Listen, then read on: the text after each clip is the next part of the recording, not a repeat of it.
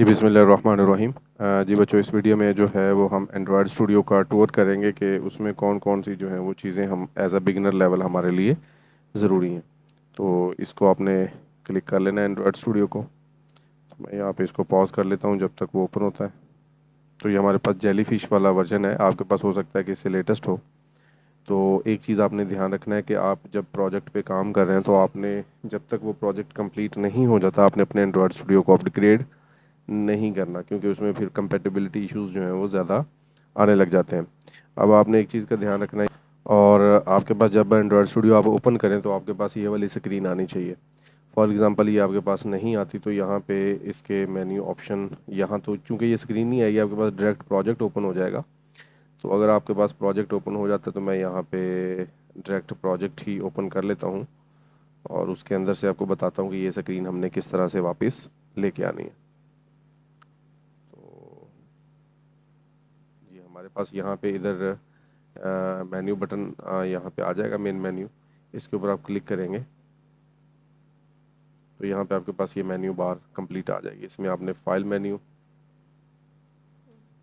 ये थोड़ा भी लोडिंग में टाइम ले रहा है। जी दोबारा ट्राई करते हैं। तो इसमें आपने सेटिंग्स पे क्लिक करना है। तो ये आपके एंड्रॉयड स्टूडियो की कंप्लीट सेटिंग पोर्शन आ गया। यहाँ से आप अपने पूरे एंड्रॉयड स्टूडियो को कंट्रोल कर सकते हैं। जैसे कि अपीयरेंस है तो मुझे अपीयरेंस के अंदर जो है सिस्टम सेटिंग्स में जाके इस वाले ऑप्शन को डिसेबल करना है। आपको ये बाय डिफ़ॉल्ट जो है ये इस तरह चेकड होता है। तो ये यहाँ पे आपने अप्लाई का बटन पे क्लिक कर देना है। तो इसको अनचेक करना है, ज़रूरी है।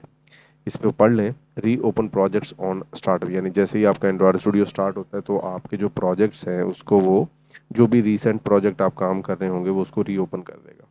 तो हम चाहते हैं कि नहीं ऐसा ना करें, बल्कि जो है वो हम अपनी मर्ज़ी से प्रोजेक्ट सेलेक्ट कर सकें। तो मेरा ये बाय डिफ़ॉल्ट हो गया। इसके अलावा आप अपीयरेंस के अंदर इसके थीम वगैरह को चेंज कर सकते हैं, और इसके अलावा जूम की फैसिलिटी भी है यहाँ पे। और इसके अलावा यूआई के ऑप्शंस आपको यहाँ पे और भी काफ़ी ज़्यादा मिल जाते हैं।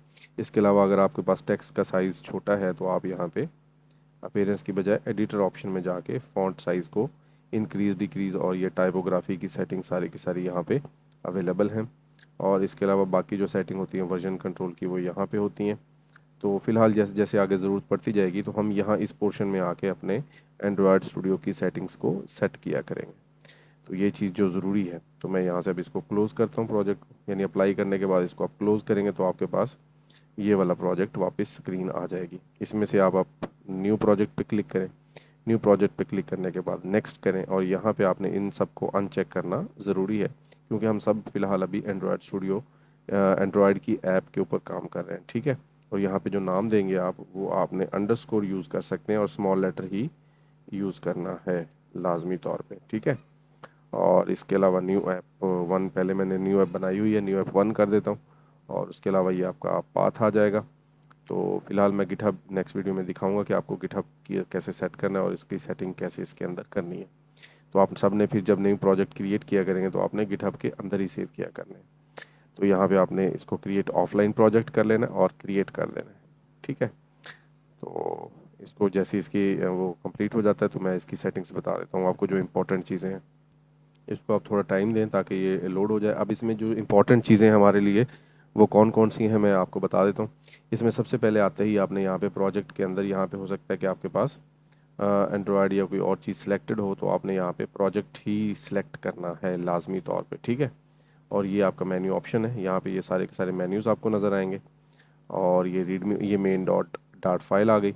अच्छा, अब यहाँ पे आपने इसमें जो आपके पास इंपॉर्टेंट फोल्डर है वो है लिब का फोल्डर और pubspec.yaml फाइल। अब यहाँ पे ध्यान रखें, जो आपका एंड्रॉयड स्टूडियो है इसका कंट्रोल पैनल है आपके पास यहाँ पे ये सेटिंग्स, और जो आपके यहाँ पे ऐप क्रिएट कर रहे हैं उसके अंदर जो कंट्रोल पैनल है वो है pubspec.yaml फाइल। यानी ये pubspec जो है बेसिकली इस ऐप का कंट्रोल पैनल है। इस ऐप में क्या चीज़ें ऐड करनी है, क्या रह गई हैं, इसका नाम क्या है, कब ये कौन सा वर्जन इसमें यूज़ हो रहा है एसडीके, और इसमें कौन कौन से प्लगइन्स इस्तेमाल हो रहे हैं, इसमें इमेजेस कैसे कौन से ऐड करने हैं, कहाँ ऐड करने हैं, और इसमें फ़ॉन्ट्स वगैरह क्या ऐड करने हैं, ये सारी डिटेल इसके अंदर मौजूद रहती है। तो ये इम्पोर्टेंस रखती है इसलिए ये फ़ाइल। अब इसके अलावा आप यहाँ पे जिमिनी को डायरेक्ट यूज़ कर सकते हैं। ये इसके अंदर न्यू वाले जेलीफिश के बाद वाले जितने भी वर्जन है इसमें आप इससे कोई भी गाइडेंस ले सकते हैं। जस्ट आपको यहाँ पे अपने जीमेल को कनेक्ट करवाना है, ठीक है। तो जिमिनी यहाँ पे आपको लॉगिन मांगेगा, लॉगिन करेंगे आप जिस गूगल अकाउंट पे आपका जिमिनी का अकाउंट बना हुआ है उसको आप यहाँ पे लॉगिन कर लेंगे। तो यहाँ पे आप इससे हेल्प ले सकते हैं, आपको वापस चैट जीपीटी में जाने की ज़रूरत नहीं है। That's it. अब यहाँ पे ये प्ले का बटन है, ठीक है। और यहाँ पे आपने ये डिवाइस जो हैं ये डिफ़ॉल्ट डिवाइसेस हैं जो आप यूज़ कर सकते हैं, एज है, क्रोम है, इन दोनों को आपने यूज़ करना है, ठीक है। अब उसके अलावा जैसे ही आप अपना मोबाइल अटैच करेंगे साथ तो आपको वो यहाँ पे नज़र आएगा। और उसके बाद आपने प्ले का बटन, और ध्यान रखना यहाँ पे मेन डॉट डॉट सिलेक्टेड हो, ठीक है जी। ये चीज़ें ज़रूरी हैं। अब ये आपके पास हाइट शिफ्ट करने के लिए यानी ये आप कोलैप्स कर सकते हैं और फिर बाद में एक्सपेंड करना है तो एक्सपेंड कर सकते हैं। ये फ़िलहाल अभी बाद की चीज़ें, इनको हम बाद में देखेंगे। फ़िलहाल इसमें आपके जो काम की चीज़ें थी वो मैंने आपको गाइड कर दिया है। यहाँ पे ये जिमनी का ऑप्शन ज़रूरी है, डिवाइस कनेक्ट करना ज़रूरी है, ठीक है। उसके बाद आपके पास आ गया जनाबे वाला यहाँ पे आपके पास ये प्रोजेक्ट न्यू क्रिएट करना है। इसके अंदर रहते हुए तो आप न्यू फ्लटर प्रोजेक्ट यहीं से क्रिएट कर सकते हैं, ये आपके पास ऑप्शन दिया हुआ है। तो ये आपने बस एज इट इज़ इसको नहीं रिप्लेस करना, आपने नया प्रोजेक्ट क्रिएट कर सकते हैं। फ़िलहाल आप इसके अंदर ही सारा काम कर सकते हैं। That's it.